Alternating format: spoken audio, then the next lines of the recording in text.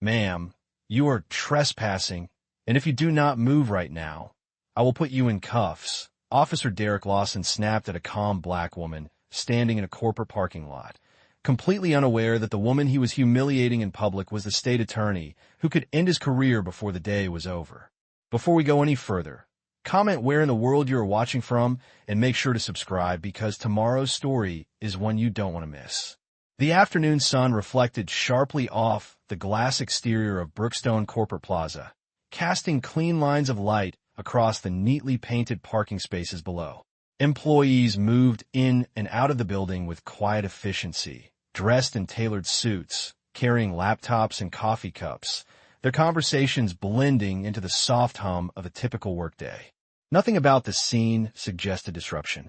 Nothing hinted at the tension about to unfold. Vanessa Cole walked steadily across the parking lot, her heels clicking softly against the pavement, each step measured, deliberate. She carried a structured leather briefcase in one hand, her posture upright, her expression calm, composed, and focused. She wore a simple but elegant navy suit, understated yet professional, the kind that did not demand attention but quietly commanded respect. Her eyes moved briefly across the building, taking in the layout, the entrances, the subtle movements of people around her, not out of uncertainty, but awareness. She had been here before, or, at least, she carried herself like someone who belonged wherever she stood. Near the entrance, Harold Whitman stood with a security guard, his arms crossed tightly, his expression already impatient.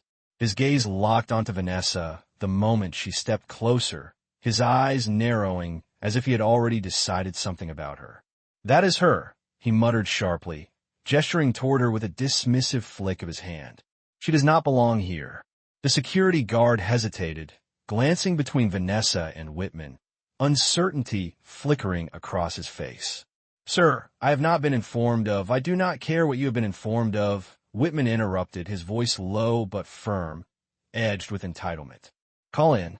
The guard paused for a moment longer, then reached for his radio, his hesitation giving way to compliance. Vanessa noticed the exchange, but she did not alter her pace. She continued walking, her expression unchanged, her focus steady. If she was aware of the attention now directed at her, she did not show it. Within minutes, the low sound of a patrol vehicle approaching cut through the calm atmosphere. The presence of law enforcement was immediate, disruptive, drawing curious glances from nearby employees. The cruiser pulled into the lot with unnecessary urgency, stopping at an angle that made the moment feel larger than it needed to be. Officer Derek Lawson stepped out first, his posture already rigid, his expression set with a confidence that came not from understanding, but assumption. Officer Brian Keller followed, slower, his eyes scanning the area with quiet caution. Lawson did not wait. He moved directly toward Vanessa, his steps heavy, his presence loud, as if he intended to take control of the situation before it even began. "Ma'am," he called out sharply, his voice cutting through the afternoon air. Vanessa stopped. Slowly, she turned to face him, her expression calm, her gaze steady. "Yes, officer," she replied, her tone even, respectful, but not submissive. Lawson closed the distance quickly, his presence immediately confrontational. "You need to explain why you are on this property," he said, his voice firm, already accusatory. The question was not asked. It was delivered. And in that moment, though nothing had yet escalated, the balance of the situation had already begun to tilt, quietly, deliberately, towards something far more serious than anyone present seemed to understand. Lawson's question hung in the air like a challenge rather than a request, and for a brief moment, the quiet rhythm of the corporate plaza seemed to pause around them. Vanessa Cole did not react immediately. She did not rush to answer, nor did she show any sign of discomfort. Instead, she regarded him calmly, her gaze steady, as if measuring not just the question, but the tone behind it. "I am here for a scheduled meeting," she replied, her voice even, composed, carrying a quiet authority that did not rise to match his. Lawson let out a short, dismissive exhale, shaking his head slightly as though the answer itself confirmed his suspicion. "That is not what I asked," he said, stepping closer, his presence pressing into her space. I asked why you were on this property. The distinction was unnecessary, but deliberate. Behind him, Officer Keller shifted slightly, his eyes moving between Vanessa and Harold Whitman, who now stood a few steps away, watching. With visible impatience, his arms still crossed tightly. She is not authorized to be here, Whitman interjected, his voice cutting in sharply, eager to reinforce the narrative already forming. I told security that. She has no business on this property. Vanessa turned her head slightly toward Whitman, her expression unchanged, her composure unbroken. And you are? She asked calmly. The question was simple, but it shifted the dynamic just enough to irritate him. I'm the one who owns part of this building. Whitman replied quickly, his tone defensive, as though the answer itself should end the conversation. Lawson seized on it immediately, nodding once as if that was all the confirmation he needed. There it is, he said, turning back to Vanessa. Property owner says you do not belong here. That makes this very simple. Vanessa's gaze returned to him, steady, unflinching. It is only simple if you choose not to verify anything, she said quietly. The statement landed, precise and measured, but Lawson's expression hardened instantly. You do not get to tell me how to do my job, he snapped, his voice rising enough to draw more attention. A few employees nearby slowed their steps, their conversations fading as they watched the interaction unfold. The moment was becoming public. Vanessa remained still, her posture upright, her hands relaxed at her sides. Then do your job properly, she replied. There was no aggression in her tone, only clarity. That clarity, however, seemed to push Lawson further. All right, he said, his voice tightening, his patience thinning. Let us try this again. Identification. He extended his hand expectantly, his posture rigid, his authority now fully asserted. Vanessa did not immediately reach for her identification. Instead, she studied him for a brief second, as though confirming something to herself. Then, slowly, she began to move, her hand reaching toward her briefcase. The motion was calm, deliberate. But before she could open it, Lawson took another step forward, his hand rising slightly, halting her movement. Actually, he said, his tone shifting again, sharper now, do not reach for anything yet. The sudden command froze the moment. Vanessa's hand stopped mid-motion, hovering just above the latch of her briefcase. The implication was clear.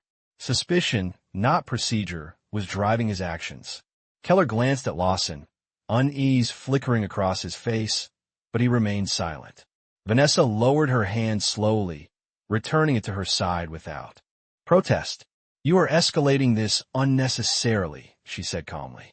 Lawson let out a short laugh, though it carried more tension than humor. No, he replied. I am handling a trespassing situation.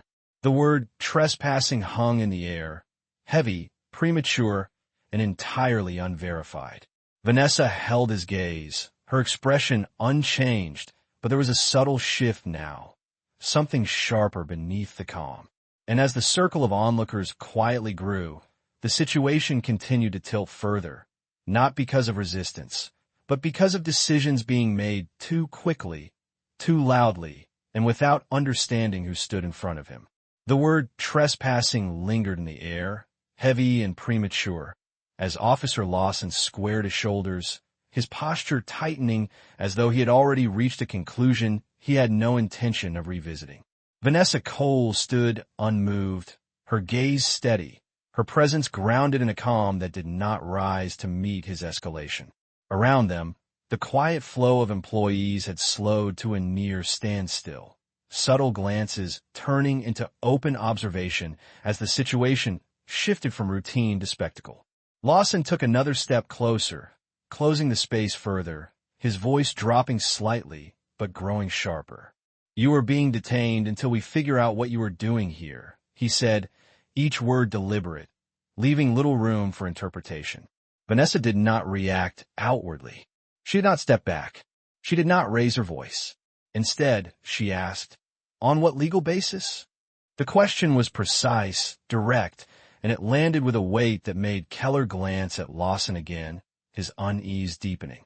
Lawson exhaled sharply, clearly irritated.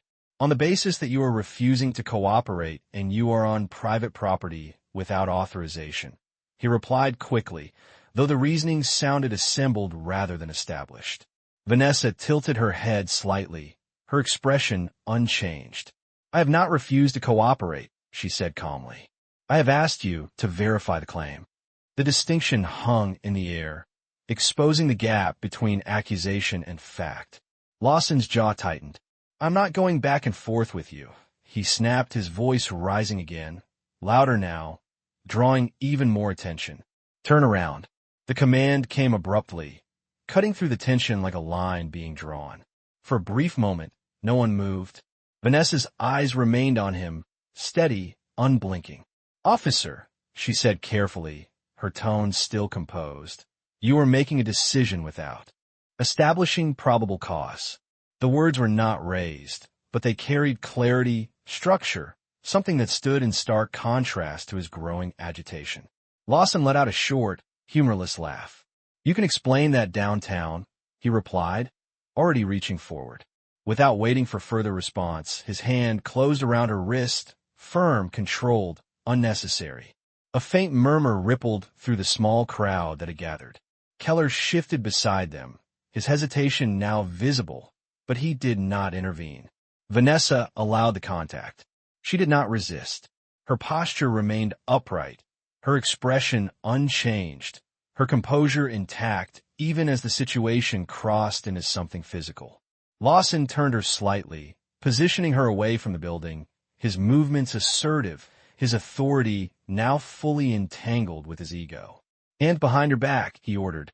The metallic sound of handcuffs being drawn echoed sharply against the polished concrete, louder than it should have been in the quiet corporate setting. Vanessa complied, slowly, deliberately, her movements controlled, her dignity unbroken. As the cold metal closed around her wrists with a distinct click, the moment crystallized, the accusation, the escalation, the public humiliation, all of it now visible, undeniable. Lawson stepped back slightly, his breathing steadying as if the act itself had restored his sense of control. There, he said, almost to himself. Now we can figure this out. But Vanessa did not look at him. Her gaze shifted briefly across the scene. The onlookers, the cameras, the building behind them, before returning forward, calm, observant, as if she was already beyond the moment itself, quietly registering every detail of a decision that had just been made. The sharp metallic click of the handcuffs seemed to echo longer than it should have, lingering in the air as if the moment itself refused to move forward. Vanessa Cole stood still, her wrists secure behind her back, her posture upright, her composure untouched. Around her, the quiet corporate plaza had transformed into something else entirely, a stage where every movement was now being watched, recorded, remembered. Officer Lawson stepped around her, his chest rising and falling as he adjusted his stance, the act of restraint settling into him like confirmation. That is how we handle it, he said, his voice loud enough for the surrounding crowd, as if narrating his own authority. When someone refuses to cooperate, the justification came quickly, almost rehearsed, though no one had heard her refuse anything. Vanessa turned her head slightly, her gaze calm as it followed him without strain. You have not verified a single claim, she said quietly. The statement was not confrontational. It was factual. That distinction only seemed to irritate him further. Lawson stopped in front of her again, his expression tightening. You can explain all of that later, he replied sharply. Right now, you are detained. Behind him, Keller shifted his weight again, his eyes moving between Vanessa and the small crowd that had now fully gathered. Several employees stood with phones raised, capturing every second. The atmosphere had shifted from curiosity to discomfort, and Keller could feel it, even if he did not act on it. Harold Whitman stood off to the side, his arms still crossed, but his expression had changed slightly, less certain now, though he said nothing. Lawson turned his attention back to Vanessa, his voice dropping slightly, more controlled, but no less forceful. Start walking, he ordered, gesturing toward the patrol car. Vanessa did not immediately move. Not out of resistance, but precision. "Before I do that," she said calmly, "I'm going to state this clearly so there is no confusion later." Lawson exhaled sharply, already impatient. "You can save it," he said, waving a dismissive hand. "You have plenty of time to talk." Vanessa did not raise her voice. "You are detaining me without establishing probable cause," she continued, her tone steady, measured. "You have denied me the opportunity to present identification, and you have done this in a public setting." Each point landed with quiet weight, structured, deliberate. Lawson shook his head, letting out a short laugh that did not reach his eyes. "You really think listing that out is going to change anything?" he said, his tone mocking now. "It does not." Vanessa held his gaze, unblinking. "It does," she replied. "Just not in the way you think." The words hung there, subtle, precise, carrying an implication he chose not to examine. Instead, he stepped closer again, his presence pressing forward, reclaiming control through proximity. "Move," he repeated, firmer this time. Without resistance, Vanessa began to walk, her steps measured despite the restraint, her posture still composed, her dignity intact even as she was escorted across the parking lot. The crowd parted slightly, their phones tracking the movement, the sound of quiet murmurs following them. Lawson walked beside her, his hand hovering near her arm, ready to guide, to control, to maintain the narrative he had already decided was correct. And through it all, Vanessa remained exactly as she had been from the beginning, calm, observant, and silent in a way that suggested this moment was not the end of anything, but the beginning of something far more significant than anyone present had yet realized. The slow, measured walk across the parking lot continued, each step echoing faintly against the concrete, the sound amplified by the silence that had settled over the gathered crowd. Vanessa Cole moved without resistance, her posture upright despite the restraints, her composure unwavering. Officer Lawson walked beside her, his presence rigid, his attention divided between maintaining control and projecting it to everyone watching. "Keep moving," he said, his voice firm, though no longer as sharp as before, as if the situation had already begun to shift in ways he did not fully understand. Vanessa did not respond. She did not need to. The weight of what had already happened hung in the air, quiet but undeniable. As they reached the patrol car, Lawson moved ahead of her, opening the rear door with a quick, practiced motion. "Watch your step," he said, though the words felt more procedural than genuine. Vanessa paused just before the door, her gaze lifting briefly to the surrounding scene. The employees still watching, the phones still raised, the reflections of glass buildings capturing every angle of the moment. Then she turned her head slightly toward Lawson. "You are placing me into custody based on an unverified claim," she said calmly. Lawson exhaled, his patience thinning again. "You have already made your point," he replied, his tone dismissive. "Get in the car." Vanessa did not move immediately, not out of refusal, but intention. "You are also denying me access to my identification," she continued, her voice steady, precise, "which would resolve this situation in less than 30 seconds. The statement lingered, exposing the simplicity of what had been ignored. Lawson shook his head, a short, irritated motion. "You can show at the station," he said. "That is how this works." Vanessa held his gaze for a brief moment, her expression unchanged, but her silence now carrying something sharper, more deliberate. Then, without further comment, she turned and stepped into the back seat of the patrol car, lowering herself carefully despite the restraints, her movements controlled, dignified. Lawson closed the door with a firm motion, the sound final, echoing slightly in the open space. For a brief moment, he stood there, his hand resting on the frame of the door, his breathing steadying as if the act of placing her inside had restored order. But the crowd remained. The cameras remained. And something about the stillness of the scene felt different now. Not resolved, but suspended. Officer Keller approached slowly, his voice low as he spoke. "Derek, we should at least check her ID," he said, his tone cautious, almost careful. Lawson did not turn immediately.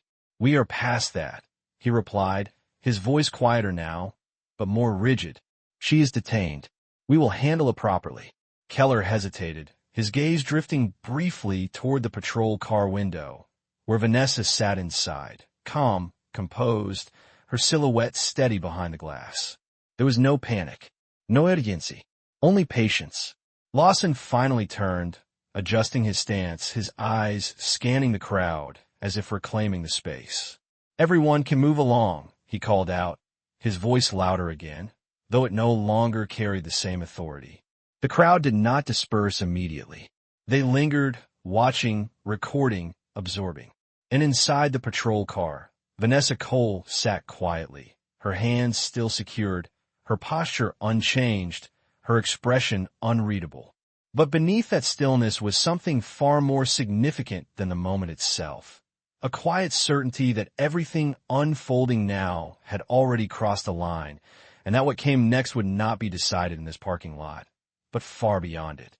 Inside the patrol car, the world outside felt distant, muted behind the glass. Yet every detail remained visible. Vanessa Cole sat upright in the back seat, her hands still secured behind her, her posture composed, her gaze steady as she watched the reflection of flashing lights ripple faintly across the window. Outside, Officer Lawson leaned against the hood of his cruiser, flipping open his notepad with a sharp motion, his pen pressing firmly against the paper as he began writing with deliberate force. Each stroke carried the same certainty he had shown from the beginning, as though putting it in writing would make it unquestionable. "I'm going to document this," he said loudly, half to himself, half to anyone still listening. "Trespassing. Failure to comply. That is what this is." Officer Keller stood nearby, his arms crossed loosely, his expression tight, his eyes drifting back toward the patrol car again and again. "Derek, we still do not know who she is," he said quietly, his voice measured, cautious. Lawson did not look up. "We know enough," he replied, his tone flat, dismissive. "Property owner called it in. She refused to leave. That is all I need." The words sounded final, but the hesitation around them lingered, unspoken. Inside the car, Vanessa shifted slightly, the movement controlled despite the restraints. Then, calmly, she leaned forward just enough for her voice to carry through the open driver's side window. "Officer Lawson," she said. The sound of her voice cut cleanly through the moment, not loud but precise. Lawson paused, his pen hovering over the page, then slowly turned his head toward her. "What?" he asked, his tone already edged with impatience. Vanessa met his gaze through the glass, her expression unchanged, her voice steady. "You are about to formalize multiple violations in writing," she said. "Detention without probable cause, denial of identification, public restraint without verification." Each point was delivered evenly, without emphasis, yet each one landed with weight. Keller's posture shifted slightly, his unease deepening. Lawson let out a short, dismissive laugh, shaking his head as he closed the notepad with a quick snap. "You really think listing legal terms is going to change anything right now?" he said, stepping closer to the car. Vanessa did not react to the tone. "I'm telling you that once you write it down, it becomes permanent," she continued calmly. "And once it becomes permanent, it becomes actionable." The word lingered, heavier than the others. Lawson leaned slightly toward the window, his expression tightening, though he forced a smirk. "Actionable," he repeated. "By who?" The question was meant to diminish, to dismiss. Vanessa held his gaze, unblinking. "By someone who does not need to raise their voice to be heard," she replied. The answer was subtle, layered, carrying more meaning than he chose to acknowledge. For a brief moment, silence settled again, heavier than before. Keller looked between them, his instincts clearly pulling him in a different direction. "Derek, maybe we should just—" he began, but Lawson cut him off with a sharp motion of his hand. "No," he said firmly, louder now, reasserting control. "We are finishing this." He stepped back, flipping his notepad open again, his pen pressing down harder this time, as if writing faster would silence the doubt. Creeping in. "You can explain all of this later," he added, his voice tight. "Right now, you are just another trespassing case." Inside the patrol car, Vanessa leaned back slightly, her posture relaxed, her expression unchanged. "Then you have made your decision," she said quietly. Lawson did not look up. "I have," he replied. And with that, he continued writing, each word sealing the very mistake he had been given one final chance to avoid. The faint scratching of pen against paper continued for another second, then stopped. Not because Officer Lawson chose to stop, but because the sound of tires approaching, fast, deliberate, unmistakable, cut through the stillness of the corporate plaza like a blade. Both Lawson and Keller looked up instinctively. A black SUV turned sharply into the lot, followed by another, then a third. They did not slow. They did not hesitate. They moved with purpose. The energy of the entire space shifted instantly. Doors opened before the vehicles had fully settled. Figures stepped out, commanding, precise, not rushing, yet leaving no doubt that control had just changed hands. The murmurs from the crowd grew louder, phones lifting higher, capturing every second. Lawson straightened, his posture tightening, his notepad still in his hand, though his grip had loosened slightly. "What is this?" he muttered under his breath, the confidence in his voice no longer stable. The lead vehicle door closed with a sharp, controlled sound. Chief Eleanor Briggs stepped forward, her presence immediate, unmistakable. Her gaze moved quickly across the scene. The patrol car, the gathered crowd, the officers, and finally, it settled on the woman inside the back seat. The shift in her expression was subtle, but decisive. She walked forward without hesitation, her steps measured, direct. "Open that door," she said. Not loudly, not aggressively, but with an authority that did not allow for delay. Lawson blinked, his body reacting before his mind caught up. "Chief, we have a situation," he began, but Briggs cut him off with a single look. "Open the door," she repeated. The words landed heavier this time. Lawson moved. Slowly, mechanically, he stepped toward the patrol car, his hand reaching for the handle, the same handle he had closed moments earlier with certainty. When the door opened, Vanessa Cole stepped out on her own, her movements calm, controlled, her posture unchanged despite the restraints. For the first time since the confrontation began, the silence that followed was not tense. It was heavy. Final. Briggs stepped closer, her eyes steady on Vanessa. "Ma'am," she said, her tone respectful, controlled. "Are you all right?" Vanessa met her gaze, her expression calm, her voice even. "I am," she replied. Then, without haste, she turned slightly, positioning herself so that both Lawson and Keller could see clearly. "Vanessa Cole," she said, "State Attorney." The words did not need to be raised. They did not need emphasis. They carried their own weight. Lawson's face drained of color almost instantly. The notepad slipped slightly in his hand, his fingers no longer steady. "No, that is not," he started, but the sentence collapsed before it could form. Keller took a step back, his eyes widening as the realization hit him all at once. Briggs's expression hardened as she turned toward Lawson. "You placed the state attorney in handcuffs," she said, her voice low, controlled, but unmistakably sharp. Lawson's mouth opened again, but no words came out. His breathing had changed, shallow, uneven, his certainty gone completely. Vanessa remained still, composed, her presence now unmistakably dominant without a single raised gesture. "You were given multiple opportunities to verify," she said quietly. Lawson looked at her, then at Briggs, then back again, searching for something, an explanation, an escape, but finding none. The reality settled in fully. What he had written, what he had done, what he had ignored. Briggs gestured sharply. "Remove the cuffs," she ordered. The command snapped through the air. Lawson hesitated for the briefest second, then moved quickly, his hands fumbling slightly as he reached for the restraints. The metallic click echoed again, this time not as control, but as correction. And in that moment, as the cuffs came off, everything that had once given him authority fell away with them, leaving only the undeniable weight of consequence standing in its place. The metallic echo of the handcuffs unlocking had barely faded when the weight of the moment settled fully over the parking lot, pressing down on every witness, every officer, and most heavily on Officer Derek Lawson. He stepped back instinctively, his hands lowering, his posture collapsing in a way that no uniform could hide. The authority he had carried so loudly minutes before now seemed distant, almost unreal. Chief Eleanor Briggs did not raise her voice, yet her presence commanded the entire scene. She turned slowly toward Lawson, her gaze steady, unyielding. "Explain," she said. One word, no room for deflection. Lawson swallowed, his throat tightening visibly as he struggled to form a response. We received a call, trespassing," he began, his voice uneven, the structure of his earlier certainty completely gone. Briggs did not interrupt.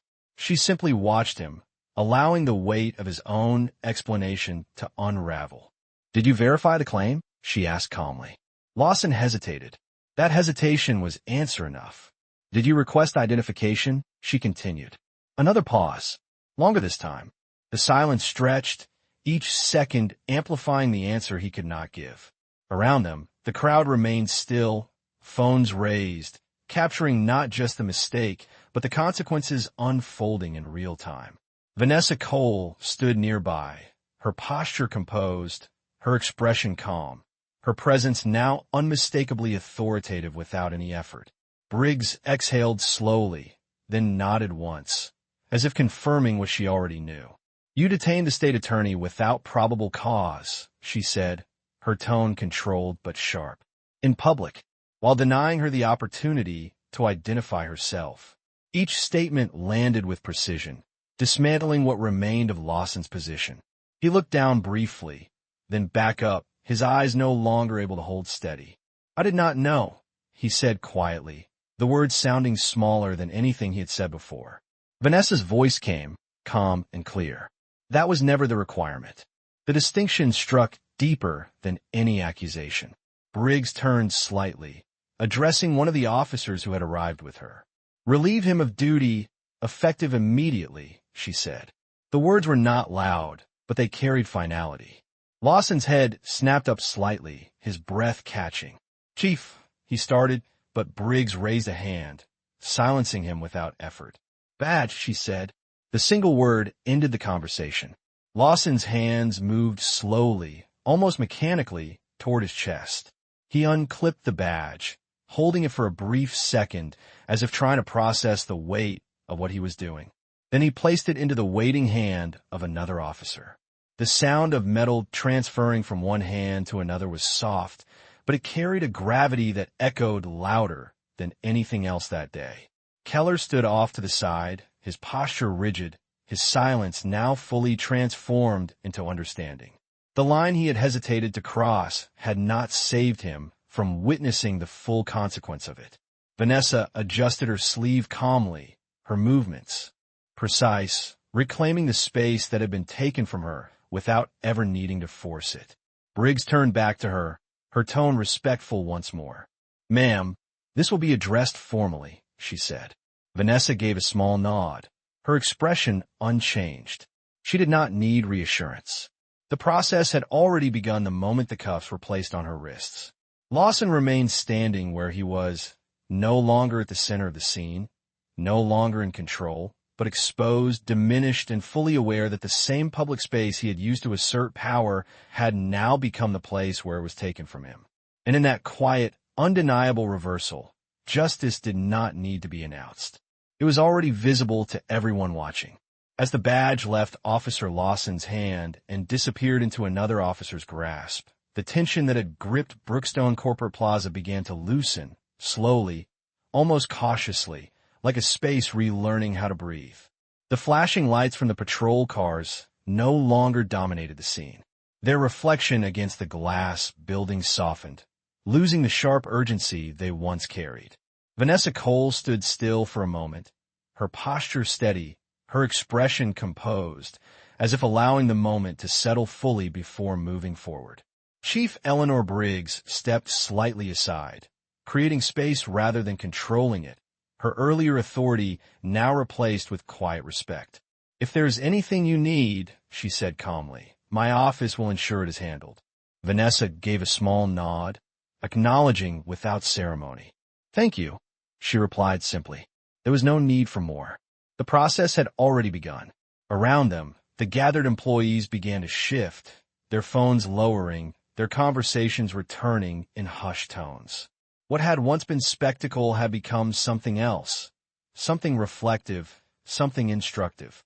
Harold Whitman stood off to the side, his arms no longer crossed, his posture uncertain, his earlier confidence gone. He avoided Vanessa's gaze entirely, his presence shrinking in the shadow of what had just unfolded.